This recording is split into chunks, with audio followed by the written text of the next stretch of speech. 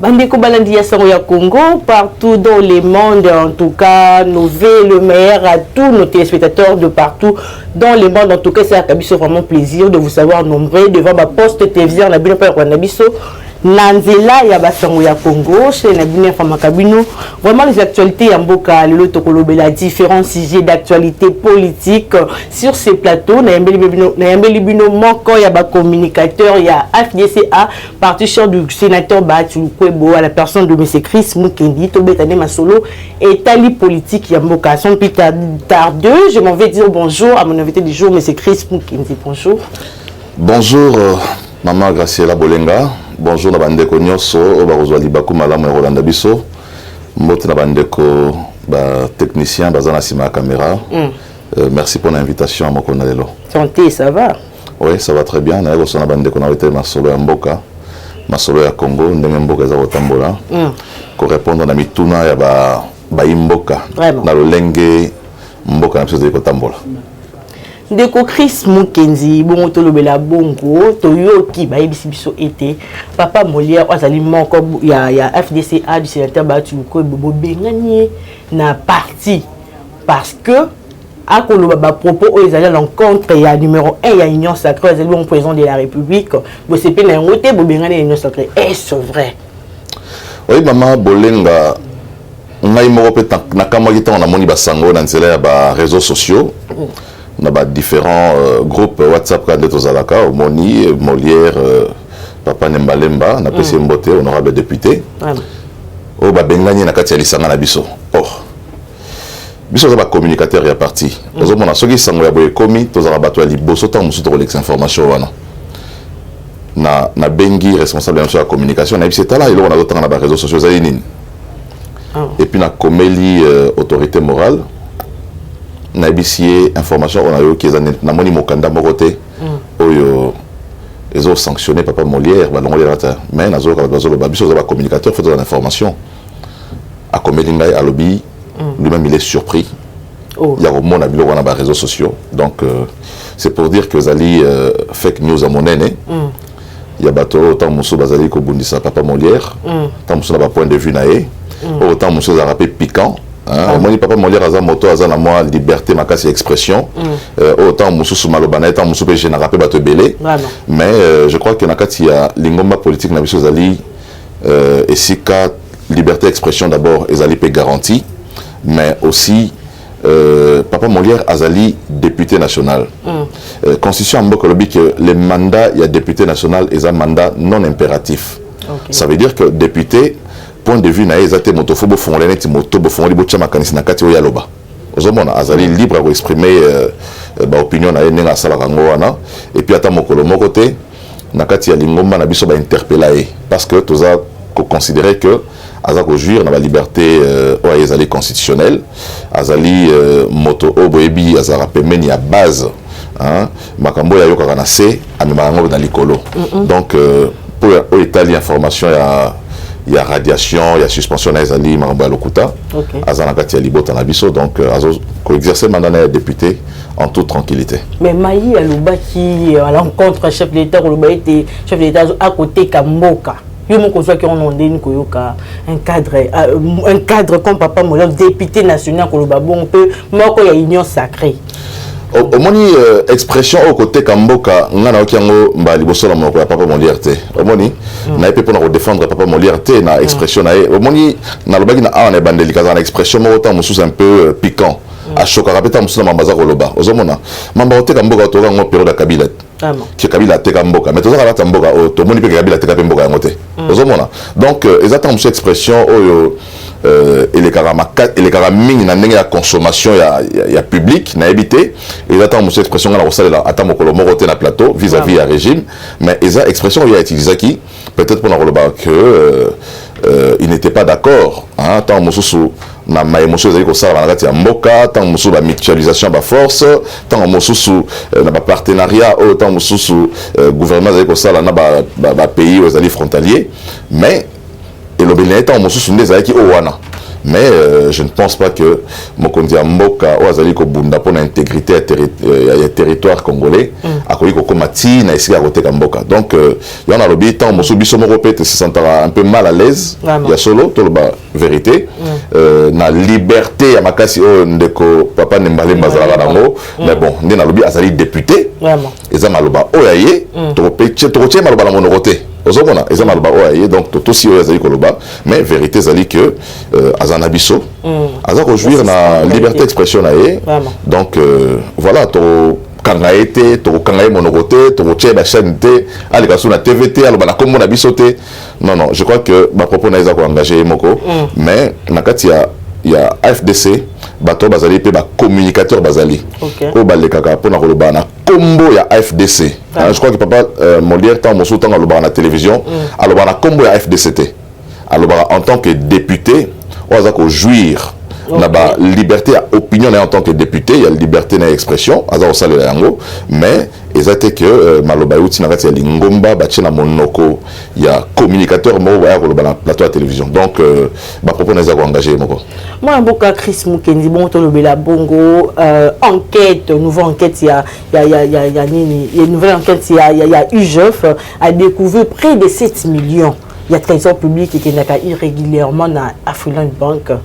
Réaction des amis comme on a 6 millions quelque chose, mais près de 7 millions qui n'a rien en commentaire, il y a marqué César Rostalaté. Dans la mesure où libellé dans mon temps, monsieur Zali clarté, je crois que tant qu'on bon dans la banque centrale, les autres qui n'ont compte mon sous la banque mon sous compte c'est un bon vous avez intitulé nango. Neti compte en comme nango Graciela Bolenga. Donc il fait ça enquête à découvrir, il reviendra maintenant na bandeko baza la banque centrale ba bisabiso ba c'est justifié pour na ba mbongo wala compte on sur exemple quand il y a trésor public té ba expliquer zali compte nini o ekoti mbongo ebele bongo justification mbongo les zali nini. Donc je crois que à l'occasion il faut Bayoka ancien gouverneur Deogracias ou Azaki Liboso avant Mama ou Azali wana Akoma. Donc yenda koya a expliquer biso ce qui me solo eza nani et qui ndaka wapi et ça la nini. Donc je crois, mais aussi mosala IGF faisait comme ça la mokonzi mboka beta yo maboko biso ni ba congolais zo beta mosala maboko. Mais il faut que mosala o IGF faisait comme ça la ezala relayer na mosala ya justice. Aussi longtemps que IGF a fait la Mossala, ils ont souvent à niveau à IGF et que justice a fait la réalité, ils ont relaxé IGF a fait la Mossala, il y a populisme, Mossala a dénoncé alors que Souka et le réseau à la tête. Donc il faut que au niveau de la justice Nabiso, procès Salama.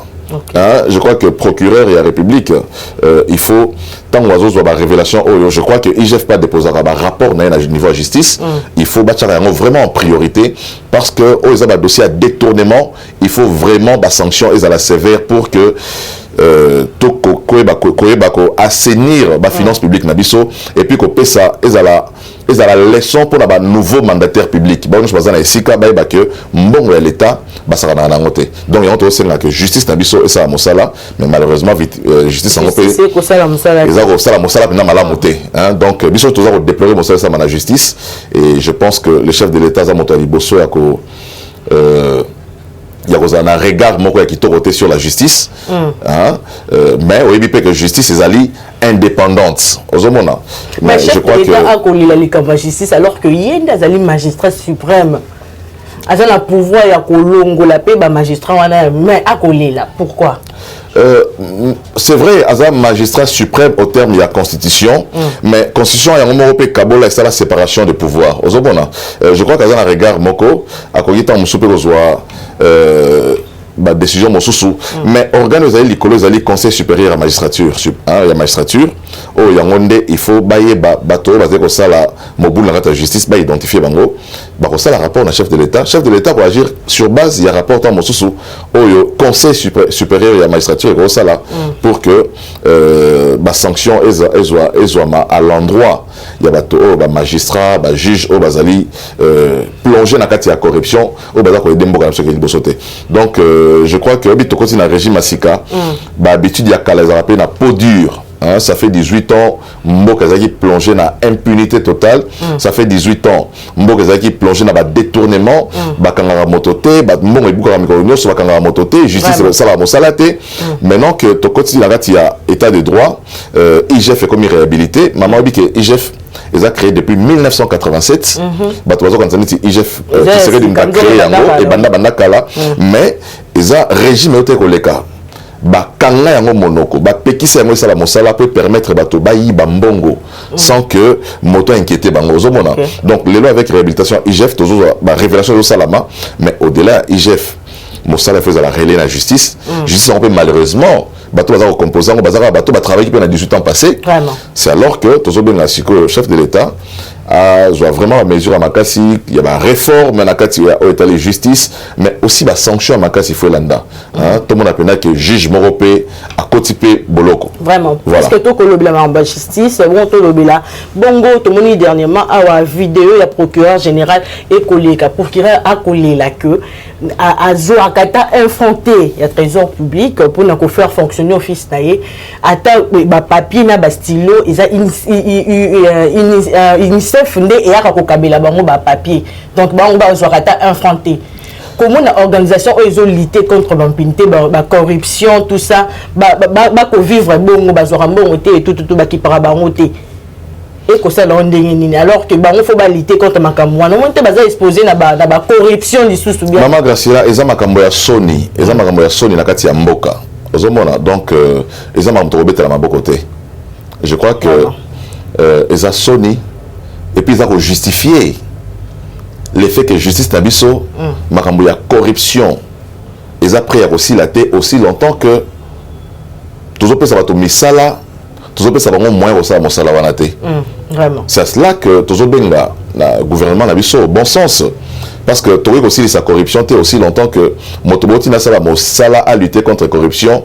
Bopé c'est tabic à vous Vraiment. Il faut initier faire au cas. Au moins, moto, il y a une sambisa dans son bic. Donc imaginez que moto une sambisa son bic, moto une sambisa son bilu à Pesio qui tient au Vandela. Moto une sambisa. Voilà donc ne balobara na Bible les présents corrompent. Donc ça veut dire que corruption sont banadiens à moment wana. Tant que moto il faut sambisa. Il y a Pesio mutu il faut tamola nango. Moto il faut sambisa. Yinda pesio tango mosusu mbongo ya transport omoni boyo kanga boto boye boyo kanga moto boye apesi na mbongo ticket ozomona donc ça veut dire que jugement la bino comme mbala moko biaisé. Donc je crois que ministre de la justice tant que tous avons voté budget et ont voté dans le parlement ba secteur nyonso wana na la ligne budgétaire babi qui est dans la justice awa torocha montant tel na structure tel torocha montant tel. Donc tant babi va appliquer budget, il faut que le ministère des tutelles ait veillé à ce que chaque organe aux alliés ko bénéficier na budget na katia budget zali voter ba je vais penser mais cela pour la mosala surtout justice. Vraiment. Donc aussi longtemps que tous dans la incapacité à repérer sa offre de fonctionnement, je crois que corruption et qu'on continue à persister dans la Tiamboka. Donc, un des moyens, il y a qu'on lutter contre la corruption, et c'est-à-dire qu'on a un magistrat dans la meilleure condition. La condition est bien, il y a travail. Le lengue bâti, bande qu'on a vu sur l'inspecteur, il y a finance dans ma condition à malamu. Au moins, le monsala IGF a malamu parce que bâti IGF dans ma condition est bien. Inspecteur des finances, bazar au foot à malamu, frais d'émission, il y a malamu, on s'en appelle monsala malamu. Donc, le lengue mon juge, il faut baper sa bango misolo o ekoki, couper sa bango moyen o ekoki pour que action na bango ezala na impact na la société. Tout le monde a été la libération cascade que nous avons pas qui il va na bim pour tout assister na bassin na bongo ba ko bimba na prison na film. Bassin na Sony. Nata makasa ko lobela ngote. Bassin na Sony kaka. Eza bassin na Sony. Moi mboka Chris Mukendi to moni bongo de ko faire du non caméré na makala ba kangisier pour coup et blessure volontaire à partir camarade à partir des bons babi bingama réaction des amis comment on appelle batou et susciter ba polémique ba lobby était bako azali bongo kaka azali victime au fait il y a kabal bako compléter contre ba bengisier ba melisier et puis ba luki bitumba ba agresser et bon ba kangisier omoni bande kona ya pepper de bazana ba conflit na bombo na katikuna omoni batika koluka kokotsa bato mosu na kati ya ba conflit ya bango bazana ngwana so ezali moto IDPS na benga ki tongai moto AFDC na benga ki to vande sika moko makambane komi wana ngoza tam su kabal omoni kiza montage tout ça mais salami entre bango moko ba yebani soki ba bengi o yese ke bo yebani bo vandaka ozomona donc community na isike komi wana mama Graciela ba kulu na onyo so ba ke kanya makase se wana ba salani ba pasola peka ba tumilangi na mutu o pasoli moto la mutu zoki ba zuyo azana kanya makase asa bilanga vraiment. Donc, si vous êtes un membre du parti politique, ou à Kabila, parti politique, vous avez un pouvoir kala. Donc, on se permet de faire un mambalingi, sur la sali bongo. Il faut tout n'ainde. Au bêta quitte, au bêta quitte. Parce que, moi, tous les années, on a été. Soit bien, les angaïté, les années, moto, soit les années, bêta, les angaïté. Mais moto, ou à Zoki. Bah, image est tambole dans les réseaux sociaux, nyoso. Moninga n'a vu sur Ardon Kabambi, n'a souhaité bon rétablissement. Vraiment. On a zali pe moto à Maé, la avocat. Ardon Kabam est juriste, a eu droit na ye. Donc, a sali droit na ye, a mené la justice. Et puis, justice, et sali mosala nango, il n'y a pas une justice de faible dans ces pays et une justice de fort. Vraiment. Tu as une justice na mboka et la justice pour la motonyoso. Donc, sur la sali comportement, bakuluna, bako traité comme bakuluna. Il y a la chance que tout le temps, moussou ba sambisa ye, mais bakuluna moussou ba sambite. Directement parce que comportement est la kuluna donc monsieur Ferdinand Kambere nassé à ba veste na ba chemise à la tala ya Kabila à l'actif na comportement kazali na kuluna donc il faut traitement à kuluna pèse à la réserver na ye le lenge ba me ba kuluna na kanya makase c'est ba ça masangu il doit remettre kuna po quand monsieur ba tike libanda ando pasola batu milangi na mutu oh ça mi temps monsieur moto a eu droit na yango tant monsieur ba pasola batu belé déjà. Mais le roi a le pouvoir et les caca boy. Toujours bien appelé la bâtonnière, il y a pas seulement Milangi na mutu, comme ça, sanction est vraiment très sévère pour la collaxer que tout ça na régime va plus fort na ba faiblesse. Donc justice, il faut la équitable pour la motonnière. Monsieur Ferdinand ou Sali au bazo ben en cabal. Bazali maramba roloba Kabila ko avandi na nyazo kipe maramba ngote avandi na nyazo c'est l'accident sénateur a vu l'accident 3 souhaiter un sénateur à vie prompt rétablissement l'accident à sala kiwana et puis conseil à tamsa mutu kande balembe alingi ba vitesse mais la grande chauffe quand même alors on va les loter pour ça rappeler mutu balembe au moni pour ça nabi kanga mitu kwa makasi pour ça rappeler mutu balembe toza na posa na ye azala vivant même si tu dois partager vision na été na mboka mais tolingi na Congo tozana mo continue biso ya kala o azali monument pour la biso ancien président de la République ba mboka belé bazana ancien président biso bazana ancien président na biso za sénateur à vie tozana posa na ye mais ami battre la paix atira ba mbango na volant ndanga ke ba mbango wana en tout cas voilà prompt rétablissement donc voilà mais pour na Oetali monsieur Ferdinand Kambere. La loi est dure, c'est la loi. Et pour la moto, on a personne a bêti moto, on a moto, on a pas moto bâti, bâti quand été, ba okanga ipeka. Ba funda, ba. So pe la sali na be, ba funda ngai ba okanga ipeka. Justice tolingde ya bongo. Ndeko Chris Mukenzo comment on a été état de droit vitesse nango ekomi kokita. Comment on a été makambo policier. Bien babatu oyo makambo nini makambo ya ba justice to zone sur mamba justice mamba ko ça on a été état de droit et comme ko perdre vraiment justice nango comme on a surtout ba policier ba acte ba policier ba ko sala na mboka oyo surtout to lobela awa vidéo oyo uti koleka mikoleleki ya ancien to benge pour bato yo ka ki dia ba réhabiliter ki ancien to gouverneur ya Congo central à tout matubwana modèle ya arrestation dans la vidéo wana est-ce que na mboka oyo état de droit ezali est-ce que c'est normal yo zo que on était en moni vidéo ya bomba ko ancien gouverneur de ya Congo central pour ba neko on ba fâché. Les problèmes à Nekongo, les problèmes à Congo. Au moins, il faut aussi qu'il y ait un discours à Bissot à Nekongo, né la monarchie président de l'Assemblée provinciale de Congo central. Koulout, on a Bissot Nani, comme qui m'écoute, Jean-Claude Nwemba. Ils ont un discours tribaliste. Il faut qu'il y ait un discours au Rwanda. Et là, on se salame, ils ont un B, ils ont un B pour les Congolais nyoso. Il ne faut pas. Non, on a un contre Bakassin, un peu nyoso. Donc, nous les Kassaïens, nous avons en tout cas. Mais sur les salami, ok, contre ma tête à pogno, bah sénateur, bah député, il y a Maniema, bah on osso, bah on télé mais la motonabiso y a Maniema. Vous avez au sein de la Congo centrale, il y a gouverneur, biso bah Nekongo. Non.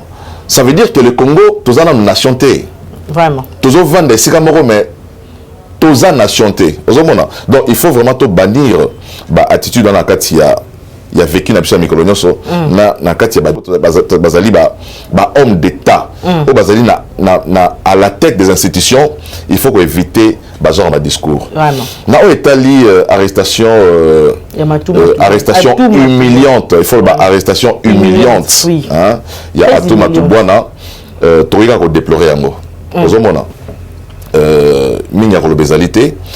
Moi je me pose des questions hein, en tant qu'intellectuel aussi parce que ndeko Atou Matubwana bandeko mona na te hein. Qui porte disparu alors bazol bazana ki chafate bazol lokaye na justice à Bungaki. Et puis, arrêt à cour à cassation, et ça l'a mis pour la réhabiliter. Si on a mis autour de est-ce que arrêt à cour de cassation, est-ce qu'il est vraiment authentique? Ou bien c'est qui a pas, ou bien piège? Tu qui a tout matouboua n'a pas abîma. Pas avoir mon anaté. Arrêt, ça, il y a un des sagas monana.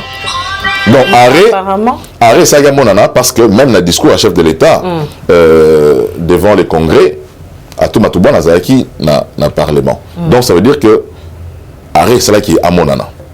Mais seulement je dis s'il fallait qu'on utilise la procédure aux alliés prévus pendant à tout Matouba, il fallait vraiment qu'on l'andayango le lengue et le bani.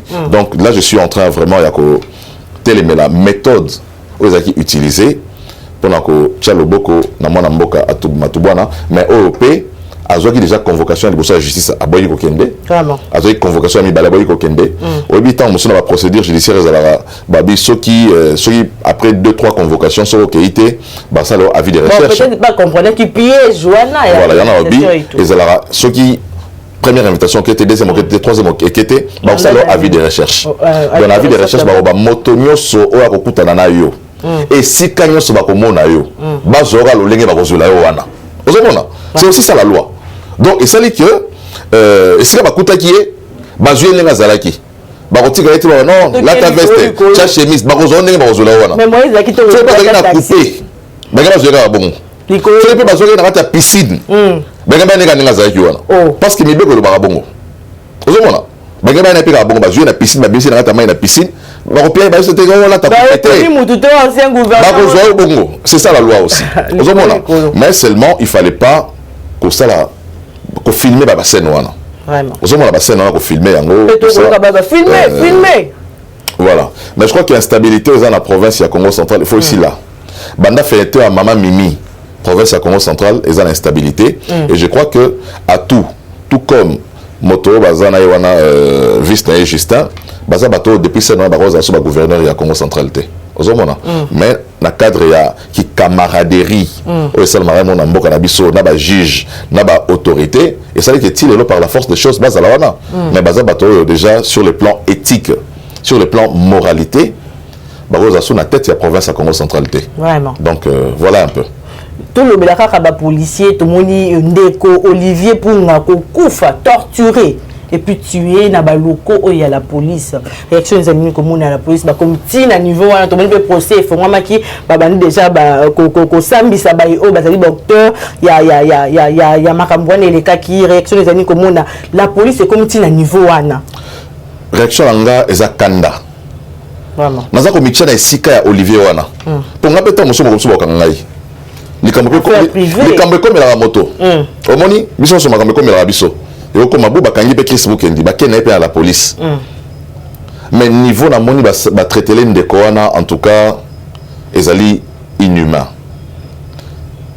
et puis photo kende na mosika na mozindo to mituna vraiment recrutement à la police na biso sala makandenge nini maman tozonga suna bakulu na nyoso bazana Kinshasa kalao bakota la police oh bangwana bameli bangi nyoso bazana la police bato banda pasola bato babandi nyoso bazana la police telle la qualité ba policier da biso luka nombre ba policier bazana diplôme gradué baza combien luka nombre ba policier bazana diplôme à licence baza combien et ce sont ces gens là qui constituent notre police et je crois qu'il faut réformer à Makassi et ça la mal à niveau à la police il faut des critères il y a sélection des critères il y a recrutement il y a police da biso et ça des critères très sévères tout ce que moto soit contacté pour ali baza ba agent de l'ordre. On moto à désordre, et comme c'est agent de l'ordre. Jamais. Attends, autant ici classe. Mais ceux qui déjà éducation ça qui raté, ceux qui déjà ça coulou na tout ça. Mais azana ba comporte. Nakati ozo mona ba policier ba vandi bazo mela diamba. Siko policier ozo mela diamba. Ceux qui azui sur likambo ya boye. Akutani na yo. Ba pesi yo pour traiter situation na yo maman. Arosuka na yo boni. Donc je crois que mais comme terrible. Et puis ça la malaba loko à la police. Donc ba pratique oyo en tout cas quand le lenge moronde chez Beya ba bomaki na kati ba loko à la police. À côté na la police et si quand y a place aux attentes mususu so ko côté faire la sécurité. Mo comme ils sont na insécurité na sika wana. Ozomona. On mena mboka mususu za so moto a moni likama so a moni policier a sepeli. Mais si on a un policier au Batama, donc aux on téléphone, aux autres na chaussette, aux on continue à sa caleçon. Pour banga qui sont un policier, à tous la pièce na identité, ma continue qui déboîté. Ça veut dire que na la police na biso, to recruter ba kuluna. Il faut qu'on extirper. Ko bimisa ko pikola yango le roi misisa nzete ko pikola ba élément nyo sama bien na la police botinda bango atana ba bloka ba formation neti bande ba sala na makanya makase sewana misusu ba na ba métier ba sala ba bon ba sala misala ebele pour na mboka misusu ba sala ba maïs misusu de la police police faisait la police à qualité ozomona to ke musika tala niveau de tracasserie dans ba roulage de balabala au salé le koto za la violence web bibilon bala moko atilio mbasu vraiment. Donc, des gens qui étaient censés coacher ordre, baza coacher désordre. Donc, il faut, Moussala Salama, toujours déplorer l'Iwa, Yamana Mboka, Olivier, Mpunga, quel que soit ma belle Salaki, avec la police. La police est au mobile à Massas. Et puis, la méthode Nabango, Yabanda Kala, Yako Sarake Moto, Babomi Moto, allez, Bazu, Badembi, Amibomi. bandakala neti tolanda procédure na saki ka ko mena to ka pratique en autre o ka pe arma tumulu amibomi amidembiki o chebe donc ezaka na la police basala ba montage moko grossier. Donc je crois que il faut responsable à la police baluka moko zamboka na on sepela parce que azako bumaza pona ko humaniser police omoni kala zaki soki neti manifestation opposition na mboka il faut compter ba nombre ba kufi. Mais les autres opposition na mona image moko boye bato ba mo senga ba policier ba beta lacrymogène policier ba beta lacrymogène. Donc ça veut dire que police comme comment humaniser ils ont changé mais certains bazar ba pratique à Canada nous. Donc nouvelle gouvernance o ya mboka dans les côtés bangote bazar ba méthode akala yango il faut le lenge na mona qui procède au salama bongo à caractère pédagogique vous en direct pour na ba sanctionner bango sévèrement pour que ma police batikali ba tirer la leçon. Même la semaine passée Petora qui balle perdu Joaquin Deco caméraman ya antenne a kufa ka bon Sylvie na ye kaka boye na balle perdu donc police ko beta mini mundu ki na loyenge kaka boye abeti mundu. Na mboka muso police atambola ta na mundu ki te. Ozomona policier ko tambola mundu ki te mundu ki za pona armée. Donc je crois que dans le cadre de la réforme il faut ça là il faut aucun qui chante au monde muto tambola mundu ki munene na balabala. Tout le monde qui m'a dernièrement officier armée au Kufa, licence c'est bibi n'a pas garde des corps, n'a pas bomi, n'a pas pompage. Donc c'est très dangereux. C'est très dangereux même pour na yomoko zotambolango, ça peut te faire du mal. Hein? Donc moi je crois que dans le cadre de la réforme, réforme, il faut vraiment que dans le cadre de la ville à Kinshasa, policier zotambola mondo quitté. Policier zotambola mondo quitté. Moi la policier zotambola mondo qui mais ça rolangwa. Donc imagine les conséquences il y a acte d'ailleurs ce qui voilà policier rolangwa azala mondo qui azala rolangwa. Donc mosala et ça les amakasi. Et je crois que ndeko bazana ta gouvernement il faut pas mosala na bango na sérieux. Ministre il te paye pas au terre aux habitudes bon na terrain avec les ça si prenez les liés donc ba kemi ko panza to minde ko ogi kuta koya ki lo ko le vimbi au moment ya na to rappelle mboka un Libanais médecin a bêti ministre de la santé Mbata. Donc ça veut dire que ils ont un bâtiment comme ça mutu makasi na kati ya République. Sur moni étranger na kati ya mboka na sa mutu makasi ba na sima na un Belge ou un Libanais ou un Indien azonyo ko la bino ngata mboka la bino yeba ka simanae ba congolais bazali baza ko protéger baza ko batela et ba pratique wana il faut ici là. Donc je crois que ceux qui un belge avait autorisé ça c'est bête à place ministre Azali, ça veut dire que Azam moto oyo en fait ça va pratique à kala toujours on a généraux nyoso baza ko batela batwa wa sur juli kambona muto a bengi général mo ayebo yonde comme la problème ozomona. Donc comme j'ai dit bah anti-valeur ils appellent ça la peau dure pour longwa mais ça dit tout mal sur micro il faut bunda contre biloko nyoso wana le monsieur sujet belge là il faut l'arrêter il faut expulser la Congo. Il faut être dur parfois. Le problème avec nous, c'est que nous sommes parfois très légers, très superficiels, même lorsqu'il s'agit de décider sur le respect ou la dignité du peuple congolais. Tout ça qu'on négocie en gros. Il y a des choses qu'on ne peut pas négocier. Donc moi, je considère que quand un sujet belge se permet aussi la Moutonabiso Abet Alissa, c'est un cortège. Il y a ministre de la République. Vraiment. Il ne peut pas rester au Congo. Donc il faut qu'on soit belge là, qu'on cotise un avion. Na état ba rejoindre wana. Ba côté avion azongi na mboka na et puis azonga sous Congo. Donc je crois que c'est de cette manière là seulement que les Congolais vont commencer à se faire respecter. C'est toujours là ah tout le monde ah bah on est pas passé sur indépendance. Ah donc ils vont continuer à nous soumettre. Donc moi je crois qu'il faut agir. Le gouvernement doit agir. Ces Belges doivent être expulsés de la République démocratique du Congo et ne peut plus revenir.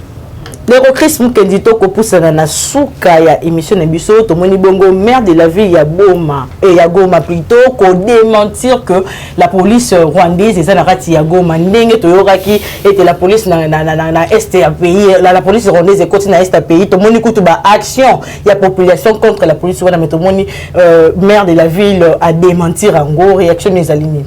Ma réaction dans ali nous avons la dangerosité oyo bande ko na biso baza ko provoquer na ko makambo na ba réseaux sociaux.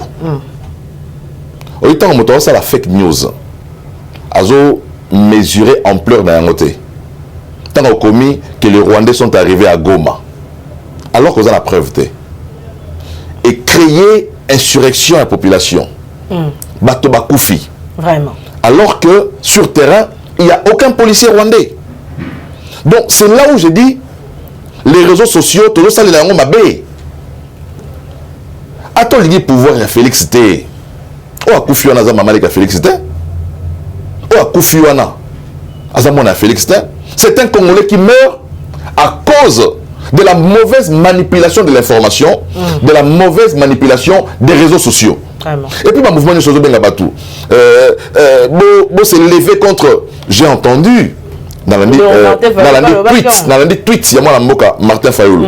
Il faut que Martin Fayoulou aille sa d'abord. Avant ça, va tweet à Bongo. Est-ce que tant que moka, je prends l'hypothèse, parce que je ne dis rien, je prends l'hypothèse que Mokonza Moka, c'est le partenariat à pays Moko frontalier à Mboka Nabiso pour que ça intervention à Congo. Il faut pas le connaître.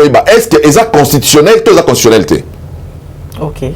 Ce qui Mokonza Mboka a le pouvoir dans la constitution et PCA. Comment est-ce que un opposant peut se permettre, il y a la population va se lever contre la mesure au gouvernement de la République Azali Kozwa. C'est là les dangers. Donc je crois que mais choix de pays en tant que constitutionnel, choix de pays. Le problème ce n'est pas le choix des pays. Le problème c'est la proximité. Les 9 pays voisins de la RDC ne vont pas changer d'emplacement géographiquement. Les Congolais, Ouganda, Rwanda, tout ça, Burundi. Maman, na Goma, il y a des Congolais qui vont à Rwanda, qui vont na Goma. Quand na Goma, il y a des Congolais. Avant na Rwanda, na Gisenyi. Avant na Kuna, na Rwanda. Aya musala na Congo. Pour la nini, quand on sous loyer est cher na Congo, avant na Kuna na Rwanda, alors faut loyer moins cher. Mais par contre, à Makolo, Makolo. Mais dites-moi maintenant, lorsque tout ça la vie de nos frères qui sont là-bas, tout ça exposé en côté. Moi, je crois que tout ce qui est fait sur les alliés constitutionnels, il faut, et ça la manière bien. Et cette haine-là, je crois que c'est vrai, il y a solo. Tout ça, on souvenir à ma belle, mais France, Allemagne, oh bah ça va la guerre mondiale lelo. Lelo baza en bon terme. Donc biso ma relation na Rwanda ko bonga jamais. Tout ça va libérer na bango donc kutana Rwandais au betier libanga na mutu, ya kutana Congolais na Rwanda bomier. Au kutana Rwandais na France au betier, ya pas kutana Congolais, c'est comme il pas betier. Non, je crois qu'à un certain moment, il faut savoir évoluer, il faut savoir avancer pour que Tokoma un état moderne et tout vivre en parfaite harmonie avec nos voisins. Mais silence radio, il y a gouvernement de Kokam, il s'abat. Qui est l'autre côté, donc action.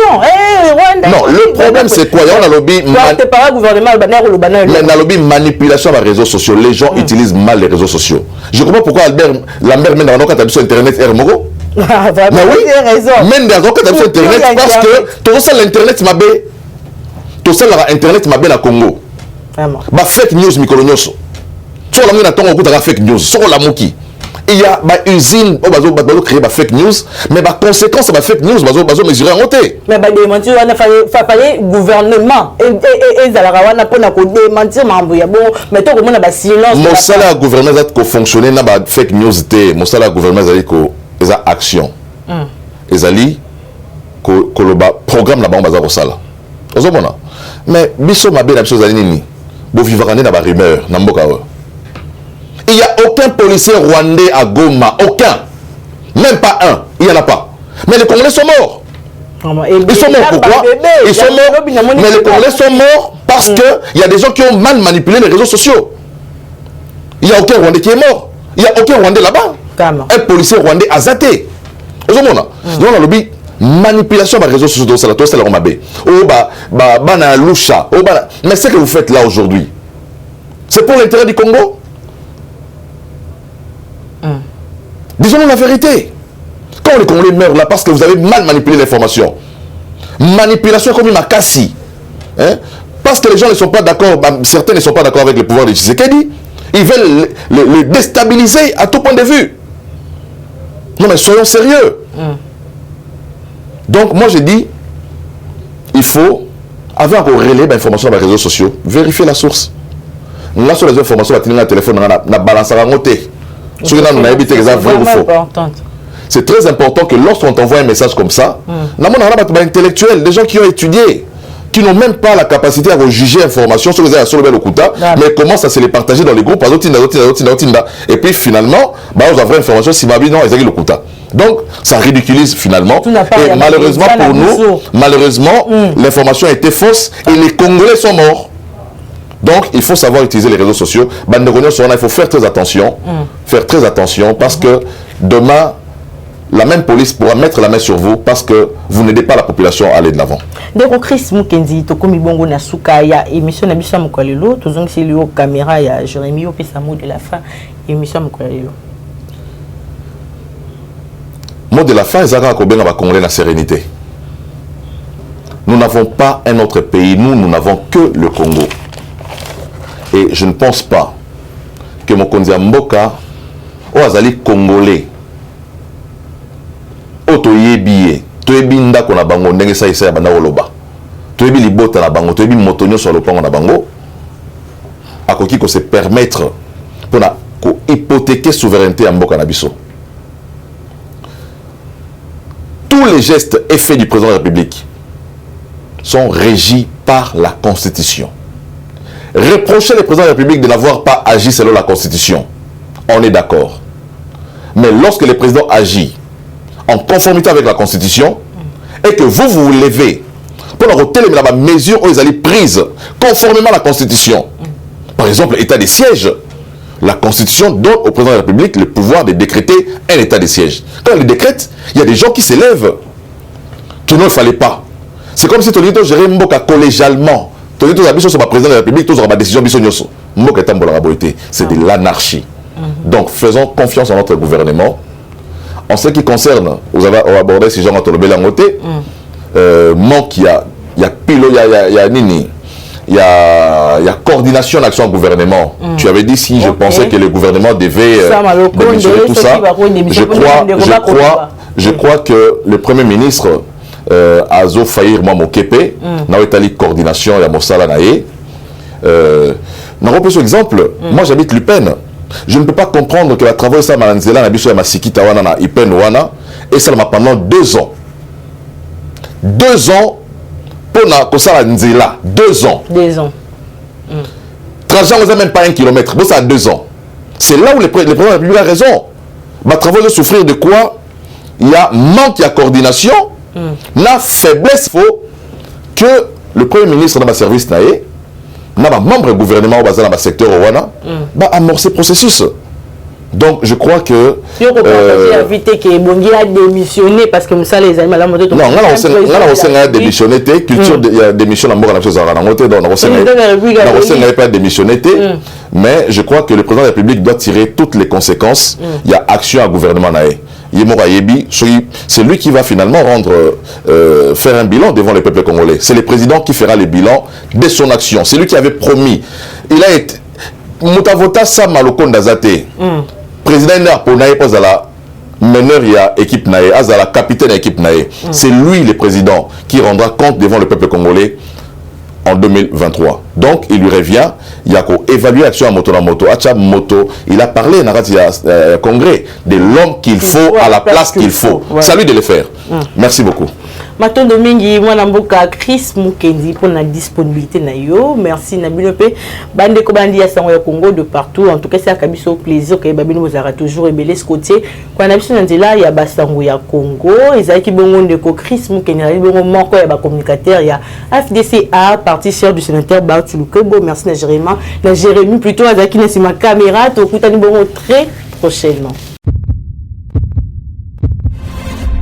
Eshima, votre magazine qui bat au rythme de l'actualité. Une réponse à vos besoins en information, un éclairage dans divers domaines. Impartial, documenté, instructif. Eshima, au cœur de l'info. En exclusivité, édition spéciale Inspection Générale des Finances. Jules Alinguete Key, les shérifs des finances publiques.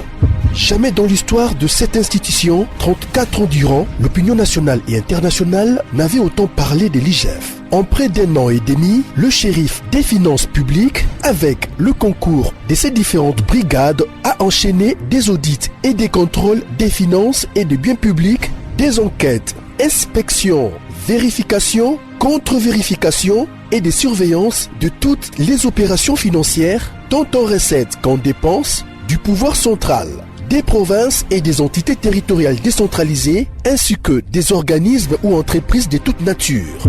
Et Shima Magazine fait un coup de projecteur sur les actions d'un homme qui a révolutionné un service jusqu'hier inconnu du grand public. Expert comptable agréé, spécialiste en fiscalité et expert en matière d'écoulement des affaires, l'homme qui supervise et coordonne le programme ponctuel des missions de l'IGF connaît tous les rouages des finances publiques. Retrouvez également l'interview exclusive au travers du micro de Thierry Kambundi. L'impact des missions de contrôle et d'encadrement sur la trésorerie de l'État et ses entités. Des témoignages largement concordants et des avis crédibles des mandataires publics et des gouverneurs de province. Fifi Masuka, gouverneur intérimaire de la province du Lualaba, ministre provincial des Finances Lualaba, le ministre provincial du budget Lualaba, Lambert Mende Omalanga, PCA des lignes maritimes congolaises, DG Lucien Ekofo de la SONAS et Gabin Loubipa de l'OCC. En 1 an et demi, l'inspecteur général des finances, chef de service Jules Alinguete Key, s'est investi en tant qu'instrument de contrôle des finances publiques pour implémenter la bonne gouvernance à tous les niveaux des institutions du pays. Focus. Barnabé Mwakadi Mwamba accompagne la vision de Félix Tshisekedi dans la maximisation accrue des recettes. Nation, le nouveau siège de la SENSAP inauguré par le président de la République accompagné du chef des missions de la Caisse et du ministre de la Fonction publique. Interview de Claude Ibolanki et Colomba, coordonnateur du mécanisme national de suivi de l'accord cadre d'Addis Abeba. Force de patriotes, Honoré Mvula, une montée plus que réaliste en politique. Découverte. De la chronique musicale au journalisme politique, Marius Muunga, une conversion réussie. Retrouvez l'intégralité du magazine Eshima dans les kiosques. Eshima Magazine, un nouveau standard d'information.